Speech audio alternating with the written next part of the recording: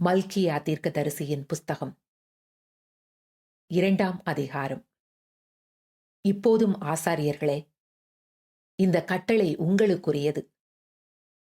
நீங்கள் கேளாமலும் என் நாமத்துக்கு மகிமையை செலுத்தும்படி இதை சிந்தியாமலும் இருந்தால், நான் உங்களுக்குள்ளே சாபத்தை அனுப்பி உங்கள் ஆசீர்வாதங்களையும் சாபமாக்குவேன். ஆம், நீங்கள் அதை சிந்தியாமற் போகிறதினால் அவைகளை சபித்தேன் என்று சேனைகளின் கர்த்தர் சொல்லுகிறார். இதோ நான் உங்களுடைய பயிரை கெடுத்து உங்கள் பண்டிகைகளின் சாணியையே உங்கள் முகங்களில் இறைப்பேன். அதனோடு கூட நீங்களும் தள்ளுபடியாவீர்கள். லேவியோடே பண்ணின என் உடன்படிக்கை நிலைத்திருக்கும்படிக்கு இந்த கட்டளையை உங்களிடத்திற்கு அனுப்பினேன் என்கிறதை அப்பொழுது அறிந்து கொள்வீர்கள் என்று சேனைகளின் கர்த்தர் சொல்லுகிறார். அவனோடே பண்ணின என் உடன்படிக்கை ஜீவனும் சமாதானமுமாக இருந்தது. அவன் எனக்கு பயப்படும் பயத்தோடே இருக்க வேண்டுமென்று இவைகளை அவனுக்கு கட்டளையிட்டேன். அப்படியே அவன் என் நாமத்துக்கு பயந்தும் இருந்தான். சத்திய வேதம் அவன் வாயில் இருந்தது. அவனுடைய உதடுகளில் அநியாயம் காணப்படவில்லை. அவன் என்னோடே சமாதானமும் யதார்த்தமுமாய் சஞ்சரித்து அநேகரை அக்கிரமத்தினின்று திருப்பினான். ஆசாரியனுடைய உதடுகள் அறிவை காக்க வேண்டும்.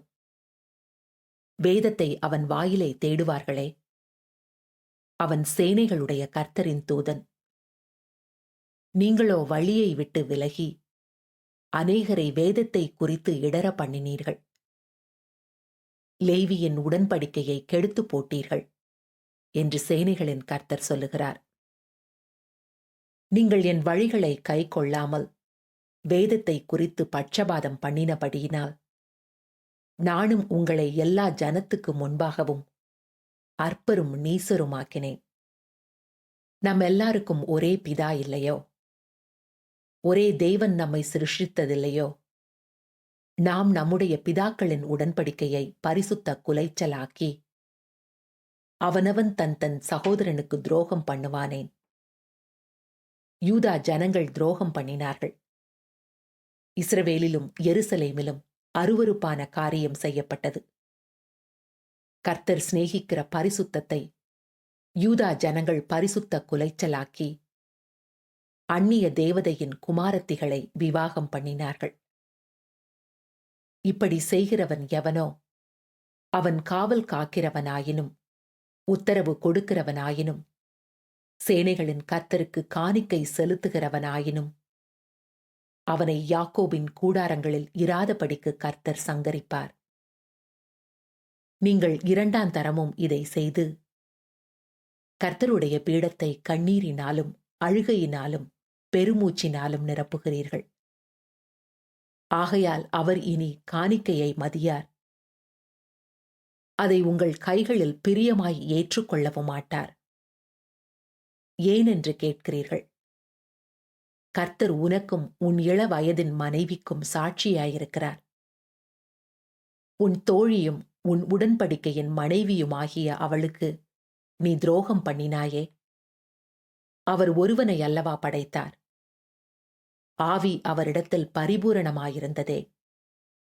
பின்னே ஏன் ஒருவனை படைத்தார்?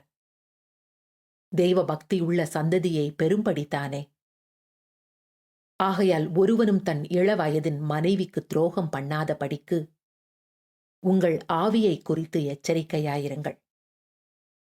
தள்ளி விடுதலை நான் வெறுக்கிறேன் என்று இஸ்ரவேலின் தேவனாகிய கர்த்தர் சொல்லுகிறார்.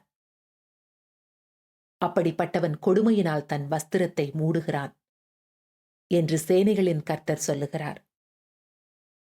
ஆகையால் நீங்கள் துரோகம் பண்ணாமல் உங்கள் ஆவியை குறித்து எச்சரிக்கையாயிருங்கள்.